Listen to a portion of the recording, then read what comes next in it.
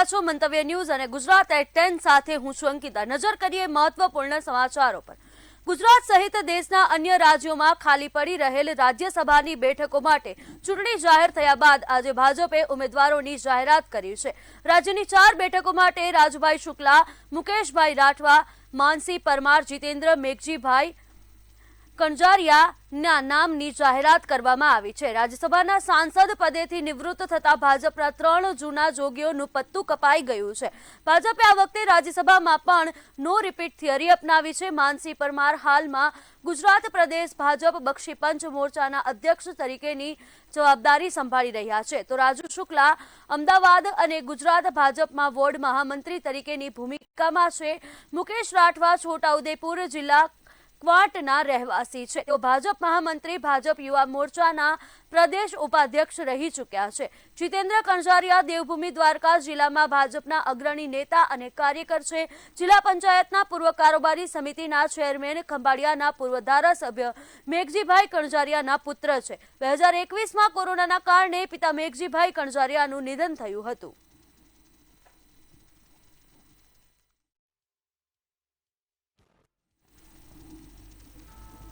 તો રાજ્યસભાની 4 બેઠકો માટે જે ઉમેદવાર જાહેર કરવામાં આવ્યા છે તેમાં આ વિગતો આપવામાં આવી છે, જેમાં માનસી પરમાર છે તે ગીર સોમનાથના વતની છે। તેમને આજે રાજ્યસભાના ઉમેદવાર તરીકે તેમની ઉમેદવારી જાહેર કરવામાં આવી છે। ભારતીય જનતા પાર્ટીના અગ્રણી નેતા માનસી પરમારને માનવામાં આવે છે અને તેઓ એક અગ્રણી નેતા છે। હાલમાં ગુજરાત પ્રદેશ ભાજપ બક્ષી પંચ મોરચાના અધ્યક્ષ છે। તેઓ અધ્યક્ષ સ્થાને પોતાની ભૂમિકા ભજવી રહ્યા છે। માનસી પરમાર જે મૂળ ગીર સોમનાથના છે, તેમજ જીતેન્દ્ર કણઝારિયા છે તે મૂળ ખંભાળિયાના રહેવાસી છે, જેમના પિતા પૂર્વ ધારાસભ્ય હતા, જેમનું કોરોના કાળમાં મૃત્યુ થયું હતું। ખંભાળિયા કલ્યાણપુર વિસ્તારમાં સક્રિય જનસેવક તરીકે તેઓ પોતાની ફરજ છે તે બજાવી રહ્યા છે। જીતેન્દ્ર કણઝારિયા છે જે મૂળ ખંભાળિયાના છે, દેવભૂમિ દ્વારકા જિલ્લા પંચાયતની કારોબારી સમિતિના પૂર્વ ચેરમેન છે। તેઓ જીતેન્દ્ર કણઝારિયાનું નામ આજે રાજ્યસભાના ઉમેદવાર તરીકે ભાજપ દ્વારા જાહેર કરવામાં આવ્યું છે। સામાજિક અને રાજકીય કાર્યક્રમોમાં સતત તેઓ સક્રિય રહ્યા છે અને તેમનું નામ છે તે આજે ઉમેદવાર તરીકે જાહેર કરવામાં આવ્યું છે। ભાજપ દ્વારા આજે 4 નામ જાહેર કરવામાં આવ્યા, તેમાંના એક જીતેન્દ્ર કણઝારિયા છે, જેઓ ખંભાળિયાના પૂર્વ ધારાસભ્ય મેઘજીભાઈ કણઝારિયાના પુત્ર છે। તેમના પિતાનું કોરોના કાળ દરમિયાન મૃત્યુ થયું હતું। તો રાજુ શુક્લા છે, તેમની વિગતો જાણીએ તો ગાંધીનગર જિલ્લાના કડી વિસ્તારના તેઓ રહેવાસી છે। તેમને પણ આજે રાજ્યસભાના ઉમેદવાર તરીકે ભાજપ દ્વારા જાહેર કરવામાં આવ્યા છે। ભાજપના પ્રદેશ કારોબારી સભ્ય તરીકે તેઓ તે સક્રિય ભૂમિકા છે તે બજાવી રહ્યા છે। લાંબા સમયથી ભાજપના સક્રિય કાર્યકર્તા અને સંગઠનના વિશ્વાસુ નેતા છે રાજુ શુક્લા। તેમનું પણ નામ આજે જાહેર કરવામાં આવ્યું છે। ભાજપ દ્વારા જે 4 નામ જાહેર કરવામાં આવ્યા છે તેમાં રાજુ શુક્લા વિવિધ જિલ્લાઓના પ્રભારી તરીકે જવાબદારીઓ નિભાવી ચૂક્યા છે, સક્રિય કાર્યકર્તા છે, જે કડીના રહેવાસી છે, ગુજરાત જાહેર સેવા આયોગના પૂર્વ સભ્ય પણ રહી ચૂકેલા છે। તો રાજુ શુક્લાની પ્રોફાઇલ છે જે આપ નિહાળી રહ્યા છો, જેમાં રાજુ શુક્લાને આજે રાજ્યસભાના ઉમેદવાર તરીકે જાહેર કરવામાં આવ્યા છે, જેમાં સંગઠનાત્મક કાર્ય, વહીવટી અનુભવ અને રાજકીય માર્ગદર્શન માટે તેઓ ખૂબ જ જાણીતા છે। પક્ષના વિવિધ કાર્યક્રમો અને ચૂંટણી વ્યવસ્થાપનમાં સક્રિય ભૂમિકા છે તેઓ ભજવી ચૂકેલા છે અને હાલ પણ સતત એક સક્રિય કાર્યકર રહી ચૂકેલા છે। મુકેશ રાઠવા વિશે જાણીએ તો છોટાઉદેપુર જિલ્લાના આગેવાન છે મુકેશ રાઠવા, જેમને પણ આજે ભાજપ દ્વારા રાજ્યસભાના ઉમેદવાર તરીકે જાહેરાત કરવામાં આવી છે। તેમના નામની ભાજપના યુવા મોરચાના વિવિધ જવાબદારીઓ નિભાવી ચૂકેલા છે મુકેશ રાઠવા, જેમનું નામ આજે ભાજપ દ્વારા જાહેર કરવામાં આવ્યું છે। પૂર્વ યુવા મોરચાના નેતા તરીકે તેમણે કામગીરી બજાવી ચૂકી છે। છોટાઉદેપુરના રહેવાસી છે અને યુવા મોરચા નેતા તરીકે તેમણે કાર્ય કર્યું છે। હાલમાં પ્રદેશ ઉપાધ્યક્ષ તરીકે સંગઠનમાં મહત્વની ભૂમિકા છે તે ભજવી રહ્યા છે।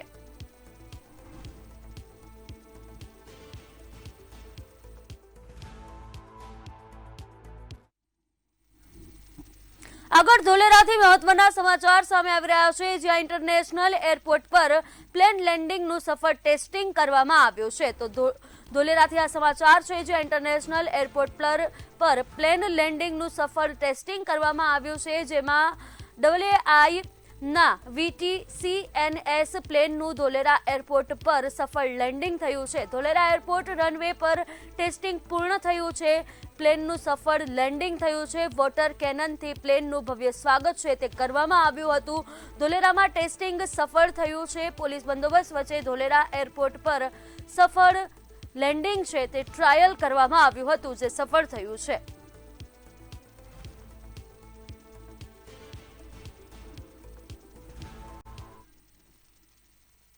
આગળ મહત્વના સમાચાર સામે આવી રહ્યા છે, જેમાં ગૃહ વિભાગે 4 નાયબ પોલીસ અધિક્ષકોને બઢતી આપી છે। તો બઢતીને લઈને આ સમાચાર છે। ગૃહ વિભાગે 4 નાયબ પોલીસ અધિક્ષકોને બઢતી આપી છે। 4 પોલીસ અધિકારીઓની એડહોક ધોરણે નિમણૂક કરાઈ છે। રાજ્યના 4 પોલીસ અધિકારીઓને બઢતીનો લાભ મળ્યો છે। નાયબ પોલીસ અધિક્ષક વર્ગ 1ના અધિકારીઓ અપગ્રેડ ગૃહ વિભાગ દ્વારા આ પોલીસ દ્વારા જે અપગ્રેડ છે તે આપવામાં આવી છે। પોલીસ અધિકારીઓની બઢતીના આદેશ છે તે આપવામાં આવ્યા છે।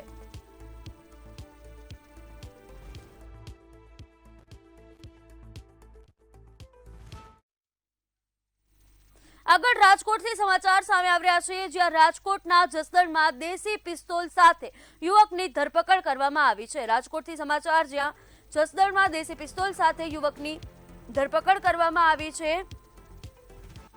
ગઢડિયા ચોકડી પાસે પેટ્રોલિંગ દરમિયાન હથિયાર ઝડપાયું હતું। ઉદયરાજ ધાધલની કારમાંથી લાયસન્સ વિના પિસ્તોલ મળી આવી છે। આરોપી પાસેથી ₹4.70 લાખનો મુદ્દામાલ જપ્ત કરવામાં આવ્યો છે અને આર્મ્સ એક્ટ હેઠળ ગુનો નોંધી અને પોલીસે તપાસ શરૂ કરી છે। તો રાજકોટથી આ સમાચાર છે, જ્યાં જસદણમાં દેશી પિસ્તોલ સાથે એક યુવક છે તેની ધરપકડ કરવામાં આવી છે। લાયસન્સ વગર તેણે આ પિસ્તોલ રાખી હતી અને તેની ધરપકડ કરવામાં આવી છે। ગઢડિયા ચોકડી પાસે પેટ્રોલિંગ દરમિયાન આ જે વ્યક્તિ છે તે ઝડપાયો છે।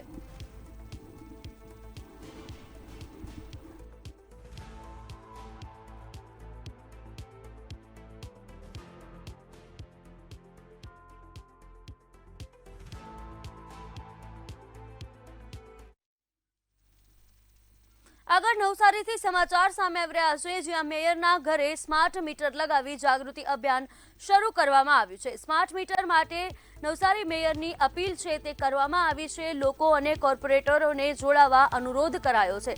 સ્માર્ટ મીટર અંગેની ભ્રામક વાતો ખોટી હોવાનું મેયર દ્વારા નિવેદન આપવામાં આવ્યું છે। સ્માર્ટ મીટર અપનાવવા નવસારીમાં અવેરનેસ કાર્યક્રમ યોજાયો હતો। વોર્ડ સભ્યોને પણ સ્માર્ટ મીટર અંગે જાગૃતિ ફેલાવવાનો આગ્રહ કરવામાં આવ્યો છે।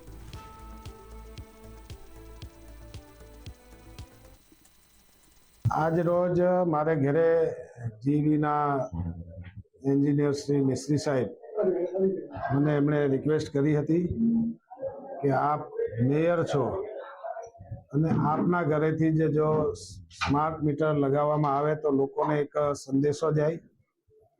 મેં આજે જે સમજ્યું છે એ પ્રમાણે IDDSની યોજના પ્રમાણે આ મીટરમાં લોકોને ખોટી ગુમરાહ કરવાની વાત બાહ્ય લોકો કરી રહ્યા છે, પરંતુ હકીકત આવું નથી। જ્યારે લોકોની સમજમાં આવશે ત્યારે તો જરૂર લગાવશે, પણ હું એવું માનું છું કે આનાથી પારદર્શિતા આવશે।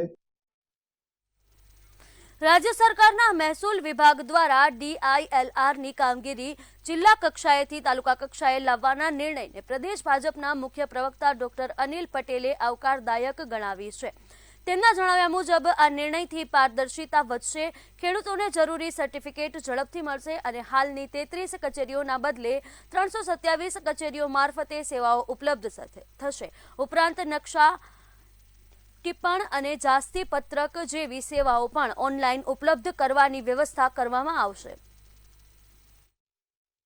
મહેસૂલ વિભાગનો DILRનો જિલ્લા કક્ષાએથી તાલુકા કક્ષાએ લઈ જવાનો નિર્ણય આવકારદાયક નિર્ણય છે, જેના કારણે ટ્રાન્સપરન્સી વધશે, ખેડૂતને એના જોઈતા સર્ટિફિકેટો ઝડપથી મળશે અને 33 કચેરીના બદલે 327 કચેરી ખોલવામાં આવશે।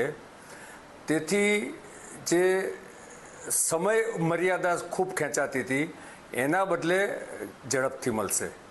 રાજ્ય સરકાર મહેસૂલ વિભાગમાં હર હંમેશ ઇઝ ઓફ ડુઈંગ બિઝનેસનો વિચાર કરીને જુદા જુદા નિર્ણયો ઓનલાઈન થાય એ પ્રકારના પ્રયત્ન કરે છે. રાજ્યભરમાં બાળ મજૂરી વિરુદ્ધ પોલીસ વિભાગ દ્વારા વિશેષ અભિયાન શરૂ કરવામાં આવ્યું છે. આ સર્ચ ઓપરેશન કુલ 4 તબક્કામાં ચલાવવામાં આવશે. આ ડ્રાઈવ અંતર્ગત પોલીસ ગેરેજ અને કારખાનાઓમાં દરોડા પાડી બાળ મજૂરી કરતા બાળકોને મુક્ત કરાવશે તેમજ ગુમ થયેલા બાળકોને શોધવા માટે પણ સઘન ચેકિંગ હાથ ધરવામાં આવશે. આ અભિયાનનો ઉદ્દેશ્ય માત્ર બાળકોને છોડાવવાનો જ નહીં પરંતુ સ્કૂલ ડ્રોપઆઉટ ઘટાડીને તેમને ફરીથી શાળાના શિક્ષણ સાથે જોડવાનો છે. બાળકોને બાળ મજૂરીથી મુક્ત કરાવવા માટે સીઆઈડી ક્રાઇમ વુમન સેલ દ્વારા એક મોટું અભિયાન હાથ ધરવામાં આવ્યું છે. જે બાળકો બાળ મજૂરીમાં ધકેલાય છે તેમને મુક્ત કરાવીને તેમને શિક્ષણ તરફ આગળ મોકલવા માટે એક વિશેષ અભિયાન ગુજરાતમાં ચાલી રહ્યું છે. આપણી વચ્ચે અત્યારે સીઆઈડી ક્રાઇમ વુમન સેલના વડા અજય ચૌધરી સાહેબ છે, જેઓ બાળકોને કેવી રીતે મુક્ત કરાવશે કે આ અભિયાન 4 તબક્કામાં કેવું ચાલશે તેની વિશેષ માહિતી આપશે. સર, મંતવ્ય ન્યૂઝમાં આપનું હાર્દિક સ્વાગત છે. સર, આ અભિયાન જે ચલાવવું કરવામાં આવશે તે 4 તબક્કામાં કેવી રીતે થશે? એ 4 ફેઝમાં એને સ્ટ્રક્ચર્ડ કરવામાં આવેલ છે, કે આ એક સોશિયલ પ્રોબ્લેમ છે. અને તો ફર્સ્ટ વીકમાં હોટસ્પોટ મેપિંગ અને ઇન્ટેલિજન્સ સંગ્રહ કરવાનું, ક્યાં બાલ મજૂર હોઈ શકે છે, કોઈ ઇન્ડસ્ટ્રીયલ વિસ્તાર હોય એ વિસ્તારનું જાણકારી મેળવવું, અને ત્યાં સ્કૂલ કોલેજોમાં બીજી જગ્યા ઉપર બધાને અવેરનેસ કરવાનું, એ ફર્સ્ટ વીકનું આ છે ટાર્ગેટ છે. સેકન્ડ વીકમાં સઘન દરોડા અને રેસ્ક્યુ ઓપરેશન છે, જેમાં રેડ કરવાનું છે પોલીસને અને કેસ કરવાનું છે. પછી થર્ડ વીકમાં પુનર્વસન અને શિક્ષણ સાથે પુનઃજોડાણ કરવાનું છે.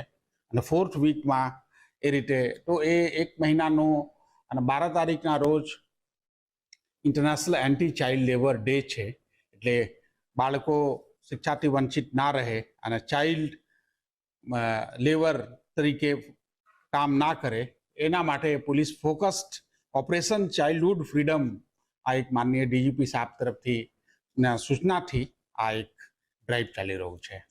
સર, અંતિમ સવાલ કે જે 4 તબક્કા કરશે, અત્યારે આજે 3જો દિવસ છે, અત્યાર સુધી કયા મહાનગરોમાં આપણે આ અભિયાન ચલાવ્યું, કેટલા બાળકો અંદાજિત મુક્ત કરાયા છે?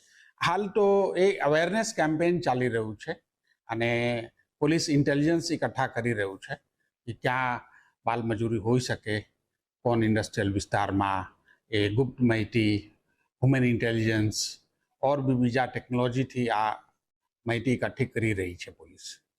જી બિલકુલ. તો આ હતા સીઆઈડી ક્રાઇમ એન્ડ વુમન સેલના વડા અજય ચૌધરી સાહેબ, કે જેમણે 4 તબક્કામાં આ અભિયાન શરૂ કર્યું છે. આશા રાખીએ કે ગુજરાત પોલીસ આ અભિયાનમાં ખૂબ જ સફળતા મેળવે અને બાળ મજૂરી કરતા બાળકો મુક્ત થાય અને શિક્ષણ તરફ ધકેલાય. કેમેરામેન જતીન વાઘેલા સાથે ઉજ્જવલ વ્યાસ, મંતવ્ય ન્યૂઝ.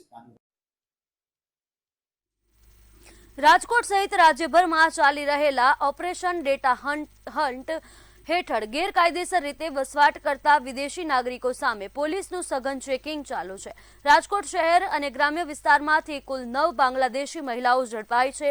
જરૂરી દસ્તાવેજો ન મળતા તેમની અટકાયત કરવામાં આવી છે. પોલીસ દ્વારા તપાસ તેજ કરવામાં આવી છે અને મહિલાઓને ડિપોર્ટ કરવાની પ્રક્રિયા શરૂ કરાઈ છે.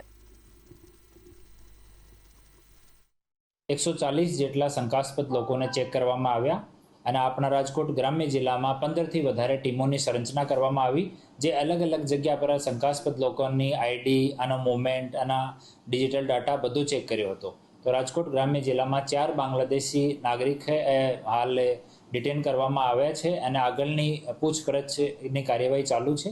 4 મહિલાઓ છે અને હાલ અલગ અલગ પોલીસ સ્ટેશનમાં રાખેલી છે, ત્યાં એની પૂછપરછ કરવામાં આવી રહી છે.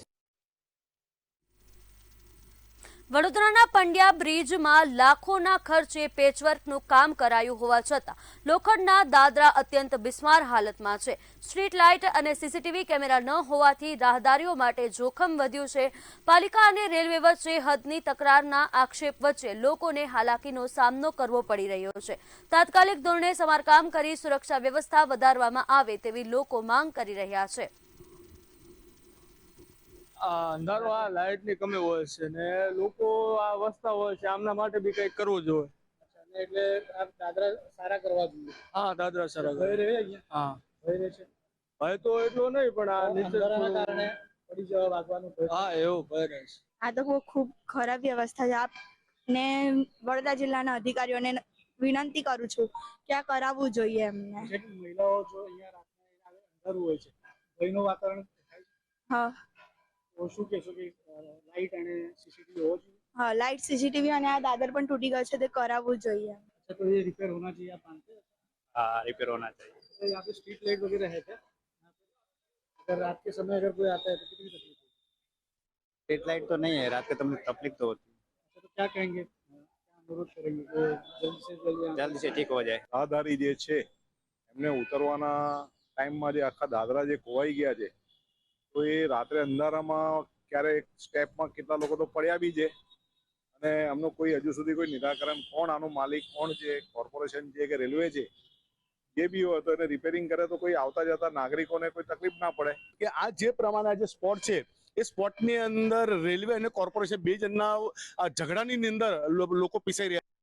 રેલવે કહે છે કે અમારું નથી અને કોર્પોરેશન કહે છે અમારું નથી. આ વસ્તુની અંદર લોકો અહીંયા પીસાઈ રહ્યા છે. ખરેખર તમને કહી દઉં કે જે સમયે જ્યારે લોકોને હાલાકી પડતી હોય તો બંનેએ સંકલન કરી જે પણ ઇસ્યુ હશે એ શોર્ટ આઉટ કરીને આની કામગીરી કરવી જોઈએ એ હું કહેવા માંગીશ. સ્માર્ટ સિટીના દાવાઓ વચ્ચે વડોદરામાં આવેલા પંડ્યા બ્રિજના બેદરકારીના, તંત્રની બેદરકારીના કારણે લોકોને ભોગવવાનો વારો આવ્યો છે. ખાસ કરીને વાત કરીએ સ્માર્ટ સિટીના દાવા વચ્ચે વડોદરાના પંડ્યા બ્રિજના તંત્રની બેદરકારી સાક્ષી બની રહી છે. લાખો રૂપિયાના ખર્ચે બ્રિજ ઉપરના રોડ અને પેચવર્ક કરવામાં આવે છે, પરંતુ બ્રિજના આ લોખંડના દાદરા છે જે જર્જરિત હાલતમાં જોવા મળી રહ્યા છે. સ્થાનિકોમાં પણ ભય છે કે કોઈ પણ સમયે મોટી દુર્ઘટના થઈ શકે છે. સ્ટ્રીટ લાઇટનો અભાવ છે, સાથે સીસીટીવી ન હોવાના કારણે રાત્રિના સમયે જોખમ વધુ બની જાય છે. પાલિકા અને રેલવે વચ્ચેના હદના તકરારના આક્ષેપો વચ્ચે લોકોને હાલાકી ભોગવવાનો વારો આવ્યો છે. પ્રશ્ન એ છે કે શું તંત્રએ બ્રિજના સ્ટ્રક્ચર સ્ટેબિલિટી પણ કર્યા છે કે કેમ કર્યા છે કે નહીં, તેવી રીતના આક્ષેપો ઉઠવા પામે છે. પંડ્યા બ્રિજના લોખંડના દાદરા અનેક જગ્યાએ નુકસાનગ્રસ્ત જોવા મળી રહ્યા છે. રાત્રિના સમયે, અંધારાના સમયે રાહદારીઓ માટે મોટું જોખમ ઊભું થાય છે. સ્થળ પર પૂરતી સ્ટ્રીટ લાઇટ નથી, સીસીટીવીની અસુવિધા જોવા મળી રહી છે. સ્થાનિકોમાં તાત્કાલિક આ સમારકામ કરવા તેમજ સુરક્ષા વ્યવસ્થા વધારવા માંગ ઉઠી છે. તંત્ર સમયસર પગલાં નહીં ભરે તો મોટી દુર્ઘટના સર્જાઈ શકે તેવી રીતની વાતો જે અહીંના સ્થાનિકો છે, સાથે સામાજિક કાર્યકર છે, તેમજ અહીંના જે વ્યાપારીઓ છે તેમના દ્વારા કરવામાં આવી છે. કેમેરામેન કેતન શિંદે સાથે સત્ય નિવાસકર, મંતવ્ય ન્યૂઝ વડોદરા. જામનગર શહેરના સોલેરિયમ ઝોન હેઠળના વિસ્તારમાં આજે પાણીકાપ જાહેર કરવામાં આવ્યો છે. જામનગર મહાનગરપાલિકાના વોટર વર્કર્સ શાખાના કાર્યપાલ ઇજનેર અલ્પેશ ચારણિયાના જણાવ્યા મુજબ જીજી હોસ્પિટલ પાસે મુખ્ય પાણી પુરવઠા લાઇનમાં ભંગાણ સર્જાયું હતું. સાથે જ સોલેરિયમ પરિસરમાં ફ્લો મીટર લગાવવાની કામગીરી પણ ચાલી રહી છે. આ બંને જરૂરી કામગીરીને કારણે પાણી પુરવઠો તાત્કાલિક અસરથી બંધ રાખવાનો નિર્ણય લેવામાં આવ્યો છે.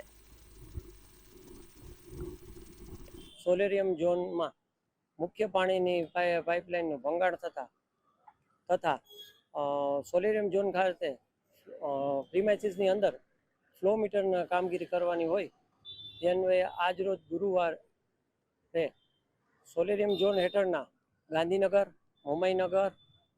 મોમાઈનગર, પટેલ કોલોની વગેરે વિસ્તારોમાં આજરોજ પાણીનો કાપ રાખવામાં આવેલ છે. આ કામગીરી સતત રાઉન્ડ ધ ક્લોક 24 કલાકથી ચાલુ રાખવાની હોય.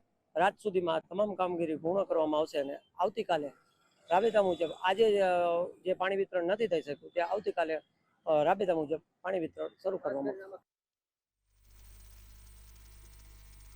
અમદાવાદના ગોતા અને થલતેજ વોર્ડમાં આવતા ઘાટલોડિયા વિસ્તારની સોસાયટીઓમાં રોગચાળો ફેલાયો છે. સોલા વિસ્તારમાં રોગચાળાની પરિસ્થિતિ યથાવત જોવા મળી છે. હજી પણ ગટરનું અને પીવાનું પાણી મિક્સ થઈ આવતું હોવાનો આક્ષેપો કરવામાં આવ્યા છે. આજે પણ આરોગ્ય વિભાગની ટીમ આકાંક્ષા એપાર્ટમેન્ટ અને અન્ય આજુબાજુની સોસાયટીમાં પહોંચી હતી. તમામ લોકોને આરોગ્યની તપાસ કરવામાં આવી હતી તેમજ અન્ય સોસાયટીમાં દવા વિતરણ કરવામાં આવી હતી.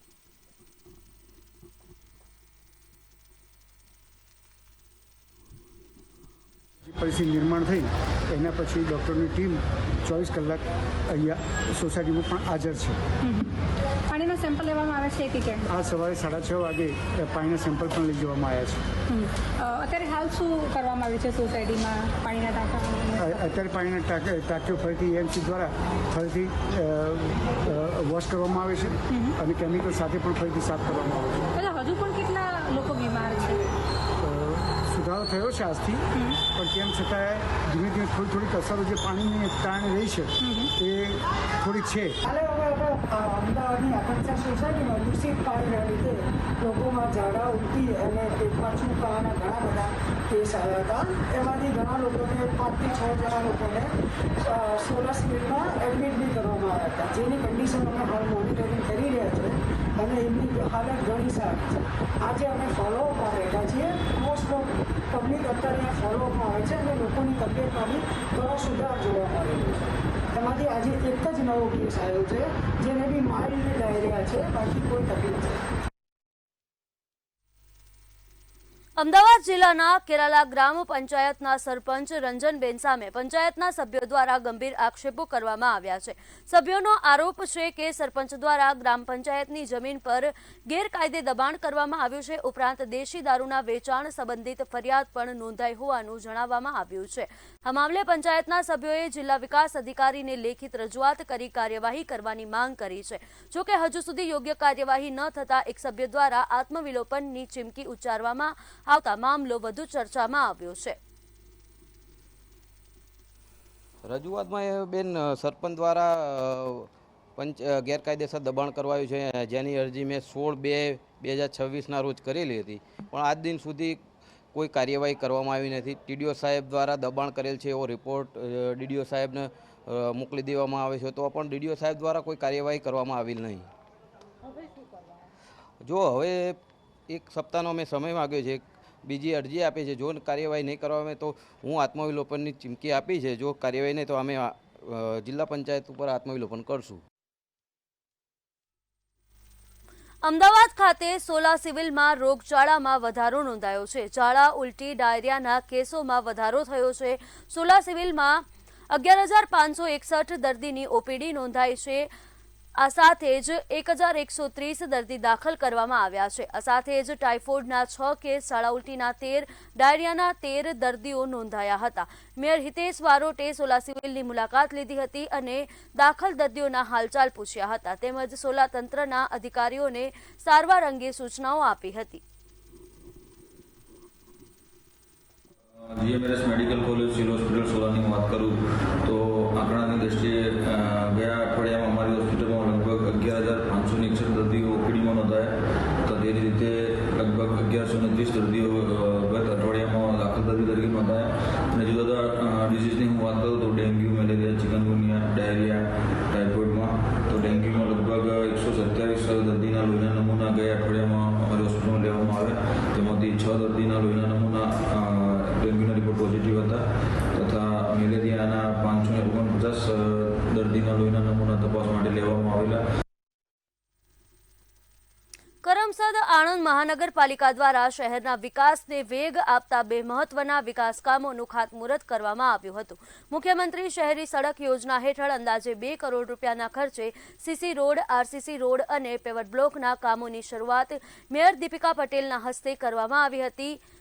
તાસ્કંદથી ફાયર સ્ટેશન અને લોટેશ્વર તળાવ સુધી સીસી રોડ તેમજ કુમારશાળાથી ગામડીવડ તરફના માર્ગનું આરસીસીકરણ કરવામાં આવશે. આ પ્રસંગે સાંસદ મિતેશ પટેલ અને ધારાસભ્ય યોગેશ પટેલ સહિત આગેવાનો ઉપસ્થિત રહ્યા હતા.